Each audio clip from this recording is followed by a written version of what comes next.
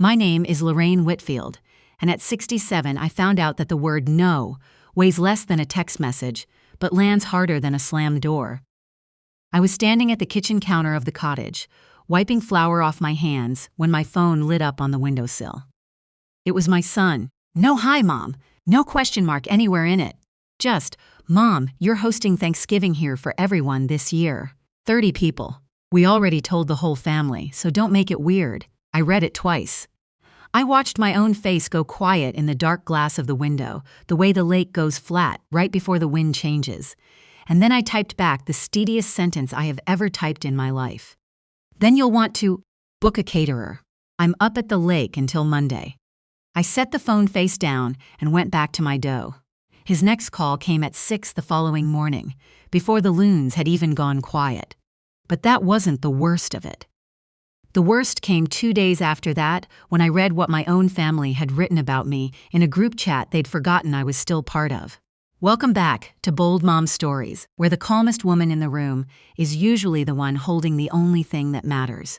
If you've ever been treated like the unpaid help at your own family table, stay with me. And do me a favor. Drop one word in the comments for how that feels. I read them. I read all of them. People in my part of Ontario knew my name long before they ever matched it to my face. For 40 years I fed this region. Weddings on the water, anniversaries in church basements, the fall fair, the hospital fundraiser, the mayor's retirement due. I started with one rented kitchen behind a closed-down diner and a van I bought off a man for $800 cash. By the time I slowed down, I'd built something I was quietly proud of. But I'll get to that. What matters first is the woman I became at home, because at home I became small. My own mother used money like a fishing line. A gift today, a hook in your cheek tomorrow, and a slow, steady reel-in that lasted the better part of a decade. I promised myself I would never, ever do that to my children, so I went the other direction entirely. I gave, and I gave quietly, and I asked for nothing in return. I thought that was the opposite of my mother. I see now it was just a different way of disappearing. The cottage was my husband's dream. Gord built half of it with his own 2 hands on a rocky point on Georgian Bay, a place where the wind comes straight off the water and the cedar never stops smelling like cedar. He passed 5 years ago, in February, the hardest month there is up here. The cottage still holds him, his coffee tin, the canoe paddle he carved, the dock he leveled board by board, swearing the whole time. I go there to be no one's host. No turkey, no 30 guests, no one waiting on me to fix the day for them. Just water, and quiet, and a kettle that's mine. I was 67, sharp as a tack, and completely underestimated by every single person who shared my last name. Let me back up 6 years, because it matters. My son lost his contract that spring. My daughter-in-law was pregnant with my granddaughter, and my grandson was barely 3. They were frightened, and they were mine, so I did what a mother does. I opened up the big house in Barrie, the one Gord, and I raised our boy in, and I told them to stay as long as they needed. I moved myself up to the cottage full-time to give them the room. A young family needs space. A widow needs far less than people assume she does. Here's the part nobody in that family ever once asked about. The deed never changed. Why would it? It was still my house. I still paid the property tax every year, just under $9,400, paid in full, no installments, no fuss. I kept the home insurance in my own name. I let them live there for 6 years without ever asking for $1 of rent, and I never made it a thing. In my own head, I told myself I was being generous. Looking back, I think I was also just letting myself become furniture in my own life. Somewhere in those 6 years, they stopped thinking of it as borrowing. In their minds, the driveway became their driveway. The garage became their garage. The mortgage I'd paid off years before stopped existing for them at all. I never corrected it, because correcting it felt like my mother and her fishing line. So I let it sit, year after year, in the name of being the kind of mother who never asks for anything. That silence was a gift. I handed it over freely. It never once crossed my mind that someone would try to pick my pocket with it. By that Tuesday afternoon, someone already had. Now back to that Tuesday. The family group chat has nearly 40 people in it. Cousins, in-laws, my sister, my son, my daughter-in-law, a couple of people I've met maybe twice at a funeral. I was in it, technically. I almost never typed a word. Nobody seemed to notice when I went quiet. The message landed at 4:15. My son, no greeting. Mom's hosting Thanksgiving for 30 this year. Already told everyone. Then my daughter-in-law, 11 seconds later, a turkey and a little heart. Then my sister, Lorraine Love's doing this. Best cook on the bay, hands down. I read it standing in the cottage kitchen with my car keys already in my hand. I wasn't asked. I was assigned. 30 people, my house, supposedly my 2 hands, definitely.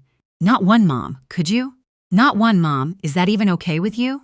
Just an announcement, a turkey emoji, and my own sister volunteering me like I was a folding table she'd found in the garage.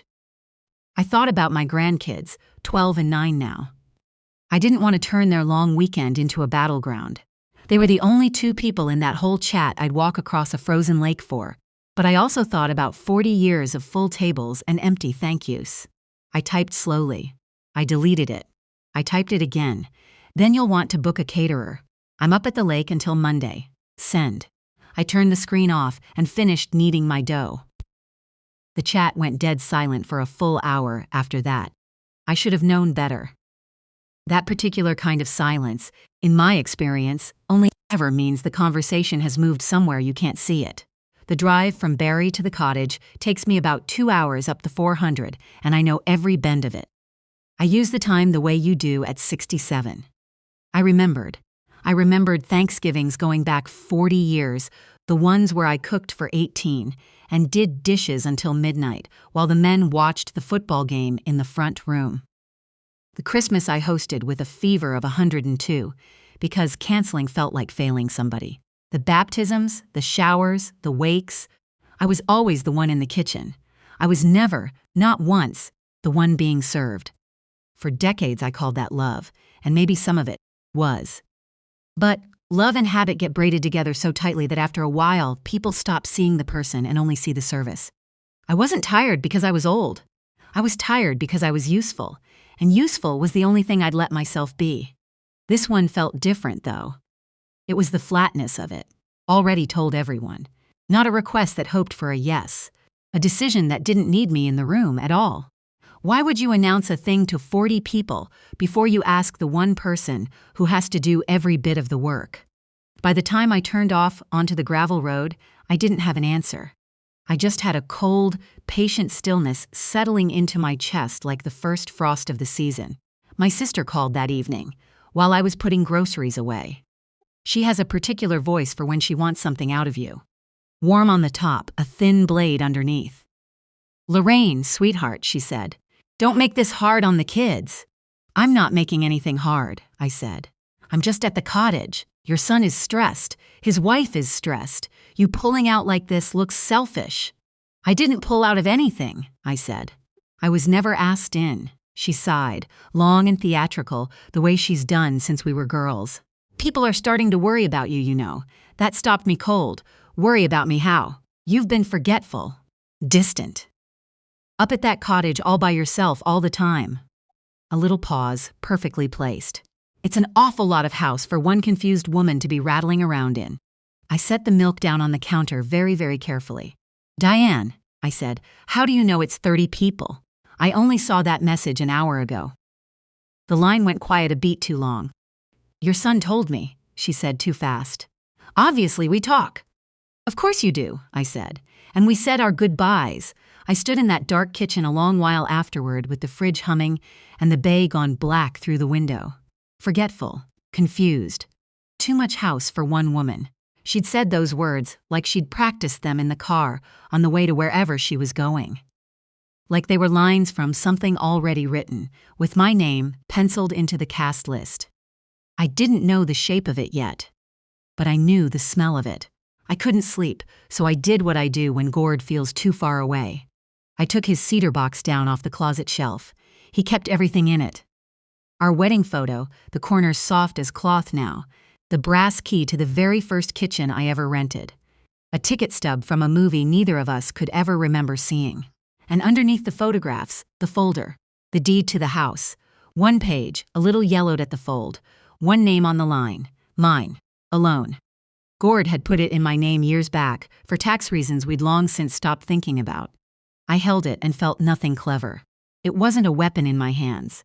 It was the house where I'd nursed my boy through the chicken pox, where Gord died in the back bedroom with my hand wrapped around his. I touched the cold brass key, put the deed back under the photographs, and closed the lid.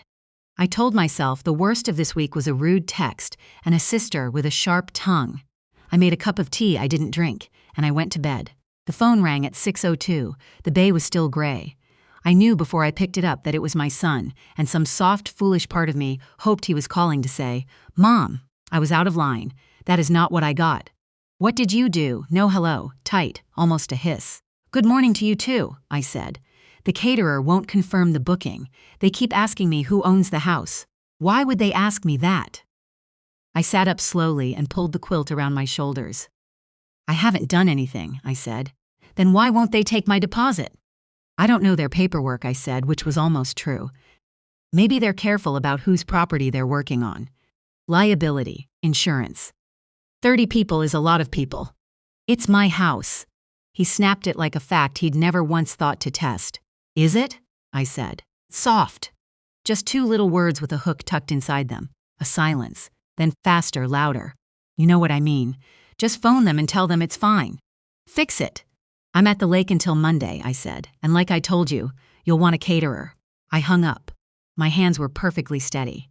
I noticed the steadiness, the way you notice the weather through a window, from a little distance, mildly surprised. He thought his problem was a fussy vendor. His problem was a question he had never in his entire life bothered to ask. Whose name was actually on the house? And the strangest part was, I still didn't understand why they were so desperate so early, with the long weekend more than a week off. That answer came the next morning, and it was worse than anything I'd let myself imagine. But first the phone rang again, and this time it was someone on my side. The woman who runs my old company now. Her name is Priya. She came up under me 15 years ago. A line cook with steady hands and a stubborn streak I liked the look of, and we've stayed close ever since. I sold her the day-to-day 5 years back, but my name is still on the door. "Lorraine, I'm so sorry to bug you the week before a long weekend," she said, "but a man phoned us yesterday. Booked 30 covers for Thanksgiving." A careful pause. "At your address, your house in Barrie." I closed my eyes and let it settle. Did he now? He gave it as his own. Got short with my office when we asked for the owner of record to sign the property waiver and the damage deposit. You know the policy. For a private home that size, the person on title signs, not a guest, not a tenant. Insurance won't have it any other way. She hesitated. I held the booking. "I wanted to talk to you first. He said you've gotten confused about what you own." There it was, the proof of who Priya is. She could have just taken the deposit and run the job. Instead, she protected my name when I wasn't even in the room to know it needed protecting. "I haven't gotten confused about a single thing," I said. "For the first time in years, I'm seeing all of it perfectly clearly." She was quiet a moment. "I wasn't about to let a stranger throw a party on your name without asking you. You taught me that." I nearly cried, and not from sadness, from being seen. "Hold the booking," I said. "Don't confirm a thing. I'll call you Monday." That afternoon, my daughter-in-law texted me directly, which she almost never does. "Hi, Lorraine. Hope the lake is peaceful. When you're back, can we sit down, just us? I think it's time we talked about the house, for the kids' future." I read it 3 times. The house, not the dinner. The house, like a file that had been sitting in a drawer with my name on it for a long while. 8 seconds later, a second text came in. A link, no message. I tapped it. A glossy page bloomed open. Cedar Hollow, retirement living. Gracious living for the season you've earned. Smiling gray-haired strangers playing euchre at a sunny table. Then a third text. "Oops, wrong one, sorry." I set the phone face down on the dock rail and watched a heron lift off the shallows. Wrong one. Of course. Just like my sister obviously knew the head count. Just like everyone had suddenly noticed I was slipping. The pieces weren't connected in my mind yet, but they were all the same color. If you've ever gotten a message like that, sweet on the surface with something sharp folded inside, you know the exact feeling sitting in my stomach right then. If you do, type "I know that feeling" down below. It tells me who I'm really talking to. Now, Let me show you what landed in my phone the very next morning, because that is where this whole thing turned. It came in at 9:17, in the big chat, the one with all 40 of them. My daughter-in-law posted it. I think her thumbs moved faster than her good sense. Okay, everyone, here's the plan for Thursday. After the toast, before the wine, Diane opens, gentle, concerned. Then I bring out the Cedar Hollow brochure. Keep it loving, keep it sad. She's been confused anyway, so it won't be a hard sell. We're only protecting the family home for the kids. He'll have the transfer papers ready for her to sign. Don't let her get cornered into saying no in front of people. She'll never want a scene. I read it once, then I read it again, slower, the way you reread a diagnosis. 40 people had just seen it. For about 90 seconds it sat there, naked. Then my daughter-in-law again. Wait, wrong chat, ignore that, deleting, and it vanished off everyone's screen. But not off mine. I'd already pressed the 2 buttons that take a picture of the screen. Twice, to be sure, saved. I sat very still at the cottage table. The bay threw its light up across the ceiling. Gord's old coffee tin sat exactly where it always sits. They weren't trying to borrow my house anymore. They were trying to take it. And to take it cleanly, they first had to take me. My name, my mind, my standing in my own family. The plan was to stand me up in front of 30 witnesses and call me confused. To slide papers under my hand while everyone watched, so that saying no would look like the tantrum of a failing old woman who didn't know what was good for her. She's been confused anyway, so it won't be a hard sell. That line was the worst of it. Not the rude text, not the brochure. It was the casual clerical cruelty of being scheduled for erasure, penciled in like a chore between the toast and the wine. I didn't cry. I didn't call anybody names. I got up and put the kettle on and let the tea steep the full 4 minutes. They didn't just want my house. They wanted me gone from it first. And now I had it, in their own words. Saved in 2 photographs, the whole little play they'd written for me. I was about to write the ending myself. Here is what I want you to understand about quiet women. We don't explode. We clarify. I didn't scream into the bay. I poured the tea, I sat, and I let myself feel exactly how much it hurt. It hurt like a deep bruise you don't even know is there until something presses on it. Then I got up and lifted the deed out of the cedar box again. 2 nights ago, it had been a memory in my hands. This morning, it was a tool.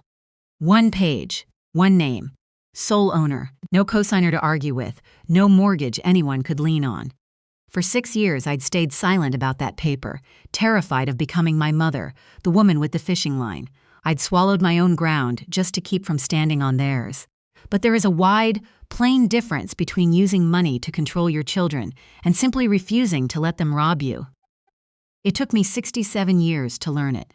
I learned it at a kitchen table with cold tea and a yellowed page. I wasn't going to control anyone. I was just going to stop disappearing. I photographed the deed too. Then I called the one person who'd known Gord and me for 30 years. My lawyer answered on the second ring. Her name is Frances, and she does not waste words, which I have always loved about her. I told her everything. The text, the caterer, my sister's rehearsed worry, the brochure, the message in the chat. I read her that one word for word off the screenshot. She was quiet when I finished. Lorraine, you still own the house outright? Just you on title? Just me. And they've lived there how long? Paying what? 6 years. Not a cent. No lease, no rent, nothing in writing. Then there's no tenancy to speak of. Really? They're there at your pleasure, she said. We give proper written notice and a reasonable period to vacate, and we do it by the book so no one can muddy it later. It isn't dramatic. It isn't a trick. It's the oldest, plainest part of the law there is. She paused. And there's more I can do. We put the house into a trust. You name the grandchildren as beneficiaries. You set every term yourself. Then nobody can ever pressure you into signing it away because there's nothing loose left to sign. It's locked in the one way that only you control. My grandkids, I said at once. Owen and Clara, when they're grown, we can absolutely do that. No hidden clauses, no clever ambush. Just a notice and a trust. Both as ordinary as rain. Frances, I said, how fast can you draw it all up? Come into the office Monday morning. Bring the deed. Monday, I'd told them Monday. I always keep my word. Frances wanted to do it the gentle way. I understood why. We could send the notice by courier today, she said. Quiet, private, no audience. You never have to sit through that dinner at all. It was good advice. It was exactly the advice I'd have given anyone else. No, I said. No? They want to do this in front of 30 people, Francis. They want witnesses. They want me cornered and small in a room full of family. I looked out at the water, so the truth can come out in that same room. Calmly, in front of those very same witnesses. You don't have anything to prove to those people. I'm not proving anything, I said. I'm just going to stop hiding what's already true. She sighed, but I could hear the smile inside it. You're going to walk straight into your own ambush. I'm going to keep my word and come for Thanksgiving, I said. I'm just going to bring the right paperwork. I had one more call to make. I phoned Priya back. Confirm the booking, I told her. 30 covers, Thursday, at the house. And Priya, I'd like you to run this one yourself. On site, in person. A pause. For your family's dinner. For the dinner at my house, I said. I'd like the owner's release signed properly, in person, by the owner. She understood far more than I'd said out loud. I'll be there at noon, she said. I'll tell you who I really am now, because this is the part that matters. 40 years ago, I was a widow's daughter with $80 and a recipe box, renting a dead diner's kitchen by the hour to cook other people's weddings. I scrubbed my own pans. I drove my own van. I undercharged for years because I didn't quite believe my own work was worth more. It was worth more. I built a catering and events company out of that one borrowed kitchen, and I named it after the white birch that stood outside that first window. Birchwood. 30 years of 18-hour days, and it became the outfit on the bay, the one you booked when you wanted it done right. Yes. That outfit, the one my son had phoned in a panic, the one Priya runs now, the one whose careful paperwork had quietly snagged the whole scheme before it ever reached the table. Half the people who'd be sitting at that Thanksgiving had eaten food I planned, off Chinas I chose, served by staff I trained myself. My family saw a tired grandmother who liked her quiet little cottage. They forgot, or maybe they never bothered to learn, that I set the tables this whole region learned to copy. That's the thing about being underestimated. It's lonely, and it's quiet, and it is the single most useful disguise a woman can ever put on. Monday, I drove back into town and kept my word. I sat across from Francis for 2 hours. I signed the notice to vacate. Dated, sealed, set aside for Thursday. I signed the trust. The house, every brick of it, held for Owen and Clara until each of them turns 25. I could live in it, rent it, or shutter it as I pleased for the rest of my life. After me, it goes straight to the children. No one can buy it, beg it, or trick it out of my hands because there is nothing left to be cornered into signing. Francis had a notarized copy of the deed made up for me, crisp and stamped. I folded it once and slid it into my purse beside the sealed notice and a printout of those 2 screenshots. Then I texted the family chat, sweet as a butter tart. Looking forward to Thursday, everyone. Save me a seat. My son replied inside a minute. So glad you came around, Mom. I almost laughed out loud. He thought a kind text meant surrender. A quiet woman knows the exact value of a closed mouth. I let him think it. If your own family has ever decided your life without you in the room, I want to know. Do you fight loud or do you go quiet and get ready? There's no wrong answer. Tell me which one you are. Then stay with me. Because Thursday is where everything they planned ran straight into the one fact they never checked. I came to the house early that morning, before the crowd. I told myself it was to help. The truth is, I wanted to stand in my own rooms a while. The dining room was already laid. My old linens, the good brass candlesticks, the china pattern I'd chosen 30 years ago. Funny, the things that outlast a marriage and a widowhood and still end up on the table. I was in the hall when I heard my daughter-in-law in the den. She didn't know I was there. She was talking low to my granddaughter. It's going to be fine, baby. We are not going to lose this house. I promise you that. My granddaughter said something I couldn't catch. Because I grew up with nothing, my daughter-in-law said, and her voice cracked clean down the middle on that last word. 4 different apartments before I was 10. I am never letting you feel that. Never. I stood in the hall with my purse on my arm, and the whole thing got complicated. She wasn't a cartoon villain. She was a frightened woman who had decided my security was a fair price for hers. I knew that exact fear. I'd built an entire company outrunning it. For one breath, I nearly softened, and then I remembered the words. She's been confused anyway, so it won't be a hard sell. Fear explains her. It does not excuse the brochure. I straightened my collar and walked on toward the kitchen, where the first guests were already arriving. By noon, the house was full. 30 people, exactly as promised. Cousins I see once a year. 2 of Gorgzord's old curling buddies. My sister in her good pearls, holding court by the window. The Birchwood staff moved through all of it in black aprons, quiet and precise, invisible the way good service is supposed to be. Priya stood near the kitchen door with her clipboard, watching the room the way I'd taught her to watch a room. She caught my eye exactly once. We didn't nod. We didn't need to. I made the rounds like a good grandmother. I admired the centerpiece I had paid for. I let my sister kiss my cheek and tell me how rested I looked, which is what people say when they mean something else entirely. My grandson found me by the stairs and hugged me hard around the middle. My granddaughter showed me a loose tooth, wiggling it with enormous pride. I held on to those 2 minutes longer than either of them knew. My purse stayed on my shoulder the whole time, the deed folded into thirds inside it, small and certain against my hip. My son kept glancing at a single sheet of paper lying face down at the head of the table, a good pen beside it. He thought I hadn't noticed it. I'd seen it the second I walked through my own front door. The plates went down at 1:30. Turkey, dressing, the cranberry I like, squash from somebody's garden. The room filled with the good warm noise of 30 people eating. At 8 minutes to 2, I checked my watch on purpose, so I'd remember it later. My son stood and tapped his glass with the edge of his knife. Before we go any further, he said, I want to talk about something as a family. About Mom. And about the house. A few heads turned my way, warm and unsuspecting. My sister set down her fork right on cue. We've all noticed it, she said, soft and grave. She hasn't been herself, forgetting things, up at that cottage all alone. She pressed a hand to her chest. We love you, sweetheart. We're just so worried. My daughter-in-law rose next, dabbing carefully at her eyes, and laid a glossy trifold on the white tablecloth, turning it so the whole table could read it. Cedar Hollow, the smiling strangers and their ochre. She's getting confused, she said gently to the room. We're only protecting the family home, for the kids. A cousin lifted her phone and started filming, angled right at me.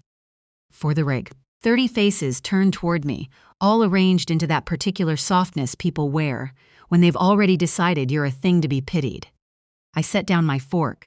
I folded my hands in my lap, and I said nothing at all. Not yet. Let them finish the play. I wanted every last one of them out on the branch before I mentioned, in my ordinary indoor voice, exactly who owned the tree. My son carried the paper over to me himself, with the pen, like a man bringing his mother a gift. He crouched low beside my chair so the whole room could see how gentle he was being. Just sign this, Mom, he said, soft and kind. It puts the house in our names, so you don't have to worry about any of it. We'll take care of everything. You can finally rest. I looked at it. A transfer of title, from me to the 2 of them. My name typed neatly on the line, waiting for my hand to make it real. For everybody's peace of mind, my sister added from across the table. I picked up the pen. I heard my daughter-in-law exhale. I watched my son's shoulders drop in relief. Then I set the pen back down, uncapped, beside the paper. Before I sign anything, I said, in the most ordinary voice I own, I believe the caterer needs a signature first. Don't they, Priya? And Priya stepped forward, clipboard in hand, all business exactly as I'd asked. My apologies for the interruption, she said to the table, warm and professional. Company policy. Before we close out an event this size at a private home, the owner on title signs our property release in person. It clears the damage deposit and the liability. It's an insurance requirement. She turned a page. The booking flagged a name mismatch with the land registry, so I'll need the actual owner of record. She read it off the form, clear enough to carry to the back of the room. Owner of record for this address, Lorraine Whitfield. Sole owner. The word sole hung in the air like a struck bell. A few forks went still. My sister's smile froze halfway up her face. The cousin lowered the filming phone an inch and forgot to raise it again. "That's a mistake," my son said, much too loudly. "The records are old. It's basically ours." I opened my purse. I took out the notarized copy of the deed and laid it on the white tablecloth, right beside the transfer paper they'd brought, right beside the brochure, right beside the good pen. One page, crisp registry stamp, one single name on the line. "It isn't old," I said quietly, "and it isn't a mistake." 30 people leaned in to read it. The whole room had gone very, very still. I stood up. I didn't need to, but I wanted to be at eye level with my family when I said it. I kept my voice low, lower than the room. They had to lean in to hear me, and they did. "You told everyone I was hosting Thanksgiving," I said to my son. "You already told everyone. You just forgot to tell the one person it all depended on." He started to speak. I went on, gentle as anything. "You invited 30 people into my house. You just forgot to invite the one who owns it." His face went red, then white. "After everything we've done for you," he burst out, far too loud now. "We took care of this place. We earned. You lived here rent-free for 6 years," I said. "I paid the taxes. I paid the insurance. I never once asked you for $1. My daughter-in-law was crying now, the kind that performs. "How can you do this to us at Thanksgiving in front of everyone?" I looked at her, and I felt no anger at all, which surprised me more than anything. "I read the plan," I said. "The one you posted in the family chat by mistake, after the toast, before the wine.